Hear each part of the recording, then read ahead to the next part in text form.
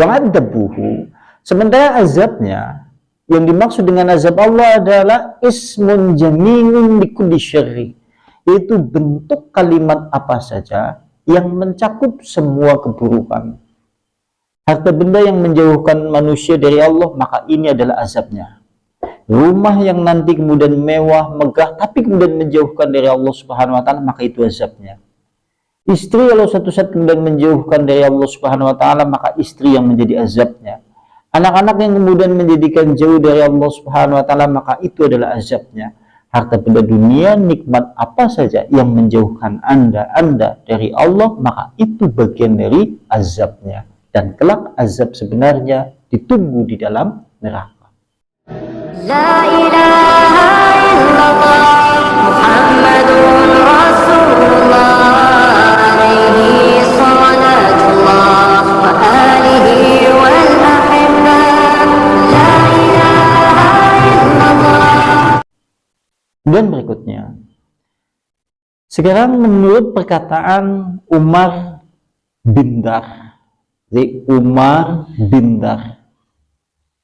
yaitu yauman, pada suatu hari, tentang ucapannya tatkala dia berkata di sisi Ibnu Abu Dawud. Umar ibn Dar, dia berkata di hadapan seorang tokoh yang terkenal, yaitu Abu Dawud. Kita tahu yang jenengane kitab-kitab sunnah, di antaranya kan Kutubus Sita, di antaranya anak Abu Dawud.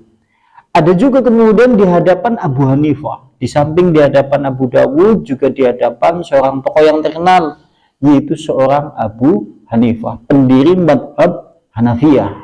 Sebagaimana kita ketahui, madhab kan ada 4, di antaranya adalah Hanafiyah, pendirinya adalah Abu Hanifah. Nah, suatu saat Umar ibn Dar, dia berada di hadapan Abu Dawud dan di hadapan Abu Hanifah. Dia kemudian berkata, yaitu Umar ibn Dar, "At-tu'adzibuna wa fi ajwafina at-tauhid." Ya Allah Subhanahu wa Ta'ala, apakah engkau hendak mengazab kami? Kata dia, Umar ibn Dar, dia berkata di dalam doanya, dan dia berdoa di hadapan Abu Hanifah dan di hadapan kemudian Abu Dawud. Di dalam doanya itu, ya Allah Subhanahu wa Ta'ala, apakah kemudian engkau hendak mengazab kami? Sementara kemudian di dalam lubuk hati kami terdapat tauhid.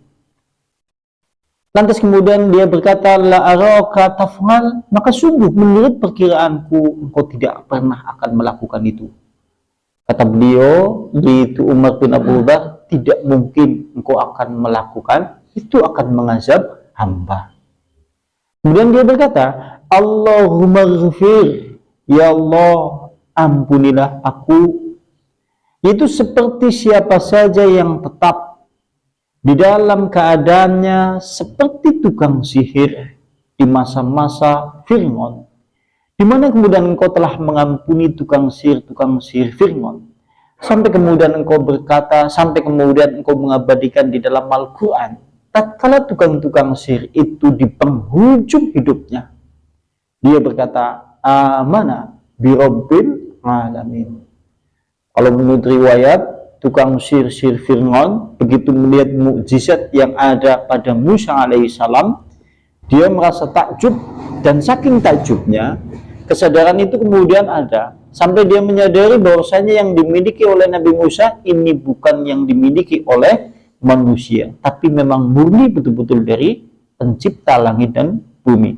Sehingga sampai kemudian tukang sihir Fir'aun itu berkata, amana, kami beriman birabbi, dengan Tuhan al-alamin, yang menciptakan alam semesta. Surat As-Su'ara ayat 47. Lantas mendengar perkataan itu, mendengar perkataan yaitu Umar bin Ibn Dar, maka faqala Abu Hanifah, kemudian Abu Hanifah berkata, rahimakallahu al-qisas ba'dakal haram. Kata dia, Abu Hanifah, maka kemudian Abu Hanifah berkata, mudah-mudahan Allah merahmatimu, wahai Ibn Dar. Tapi untukmu, itu adalah sesuatu yang boleh, tapi untuk setelahmu adalah sesuatu yang haram. Maksudnya adalah bahwa pada saat yaitu Umar ibn Dhar, dia berkata seperti itu, tujuannya adalah membesarkan harapan kepada Allah Subhanahu wa taala. Sekalipun bersamaan dengan itu kesadaran dosa-dosa itu ada, tapi harapan besarnya itu sangat besar kepada Allah, sehingga ia kemudian menampilkan sisi yang seakan-akan di penghujung hidupnya memiliki harapan yang besar, yaitu yang ada pada tukang sihir Fir'aun, yang sebelumnya mereka adalah anak buah Fir'aun. Dan kita tahu yang namanya tukang sihir adalah sesuatu yang haram. Artinya sebelum kemudian dia beriman, dia ditaburi dengan segala perbuatan yang dosa. Tapi kemudian di penghujung hidupnya, tukang sihir itu kemudian berkata, amanah, kami beriman dengan Allah yang maha menciptakan langit dan bumi. Menurut riwayat, mereka tukang sihir itu menjadi hamba Allah yang beriman dan kelak akan dimasukkan ke dalam surga. Makanya kemudian ini ditujukan oleh Ibn Dhar untuk merayu Allah, supaya Allah kemudian menurunkan rahmatnya kepada dia, karena otomatis dengan seperti itu akan menampakkan husnudon kepada Allah yang besar. Artinya dalam perkara permasalahan ini bahwa yang namanya husnudon kepada Allah ternyata sesuatu yang cukup penting dalam kehidupan manusia. Tapi kita ingat, yang namanya husnudon kepada Allah berbanding lurus dengan perbuatan manusia. Semakin panjenengan bagus amal solehnya, maka semakin bagus pula kemudian panjenengan tatkala husnudon kepada Allah. Sebaliknya, semakin jelek amalan manusia, maka semakin jelek pula persangkaan dirinya kepada Allah Subhanahu wa ta'ala. Ya, sing celaka sebagaimana yang disebutkan di dalam kitab Ad-Da'u wad-Dawa. Wa katsirun minal juhal, dan kebanyakan orang yang bodoh, istamada, dia menyandarkan rahmat Allah, yaitu dia menyandarkan kasih sayang Allah atau rahmat Allah, tapi kemudian dia menyanyiakan perintah-perintah Allah Subhanahu wa ta'ala. Termasuk wong bodoh, orang yang menyandarkan kasih sayang rahmat Allah, bersama dengan itu dia menyanyiakan perintah-perintah Allah. Ana wong ora salat, ana wong ora tau ngaji, ana wong ora tau ibadah, tapi memiliki harapan besar kepada Allah, kepengen mlebu surga tanpa hisab. Ki jenengane wong bodoh maksudnya. Karena ana sing iki ya, lho nyung percaya Allah kan Maha Pengasih, Allah Maha Penyayang, ora mungkin Allah ora bakal ngampuni.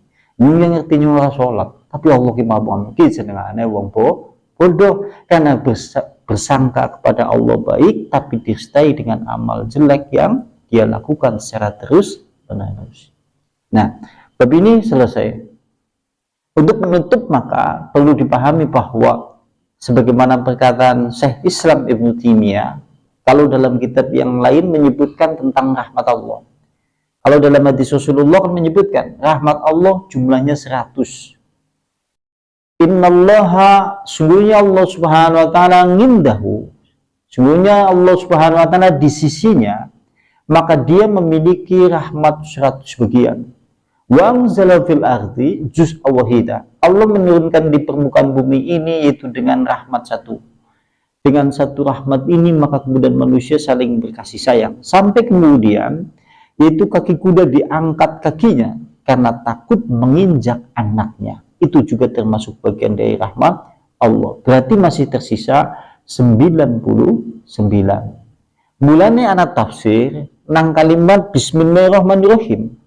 Sampai nek dalam tafsir Bismillah, Bismillahirrahmanirrahim, kelawan nyebut asmanipun Allah, Ar-Rahmani kang welas asih kang rahmat ing dalem dunyo loko. Kalimatnya itu dengan menyebut nama Allah yang Maha Pengasih di dunia saja untuk semua manusia, bagi orang beriman, tidak beribadah, tidak bersujud dan yang lain-lain. Tapi kemudian Ar-Rahimi kang welas asih ing akhirat bloko. Maksudnya adalah satu rahmat yang diturunkan di bumi itu diantara diwakili oleh kalimat Ar-Rahman, Ar-Rahim diwakili dengan rahmat yang 99. 9. Dan ini khusus diberikan kepada hamba Allah yang beriman. Artinya, kalau manusia meninggal tidak membawa keimanan, tidak akan mendapatkan yaitu rahmat Allah yang 99. Yang paling tinggi adalah nek sampean mlebu surga, ngesuk bisa melihat Allah dengan mata kepala telanjang. Ki rahmat sing paling dhuwur. Wah, Masya Allah ya. Nah, kalau menurut kebiasaan Islam Ibnu Taimiyah, yang disebut dengan rahmat, yang disebut dengan rahmat, rahmatuhu, yang disebut dengan rahmat Allah adalah ismun jaminun likullil khair. Kata apa saja yang mencakup semua kebaikan, maka itu bagian dari rahmat Allah. Apa baik yang mencakup kebaikan manusia, maka itu termasuk rahmat Allah. Sampean sholat rahmat Allah, sampean berangkat ngaji rahmat Allah, berarti untuk rahmat dari Allah. Sampean bisa mendirikan sholat malam, maka Anda mendapatkan rahmat Allah. Sampean bisa melakukan zikir pagi, sampean mendapatkan rahmat Allah. Karena rahmat Allah adalah kata apa saja yang mencakup semua kebaikan. Wa'adabuhu, sementara azabnya, yang dimaksud dengan azab Allah adalah ismun jaminun likulli syarri, yaitu bentuk kalimat apa saja yang mencakup semua keburukan. Harta benda yang menjauhkan manusia dari Allah, maka ini adalah azabnya. Rumah yang nanti kemudian mewah, megah, tapi kemudian menjauhkan dari Allah Subhanahu wa Ta'ala, maka itu azabnya. Istri kalau suatu saat kemudian menjauhkan dari Allah Subhanahu wa Ta'ala, maka istri yang menjadi azabnya. Anak-anak yang kemudian menjadikan jauh dari Allah Subhanahu wa Ta'ala, maka itu adalah azabnya. Harta benda dunia, nikmat apa saja yang menjauhkan Anda dari Allah, maka itu bagian dari azabnya. Dan kelak azab sebenarnya ditunggu di dalam neraka. Maksudnya seperti itu. Ini kalau menurut penjelasan Syekh Islam Ibnu Taimiyah.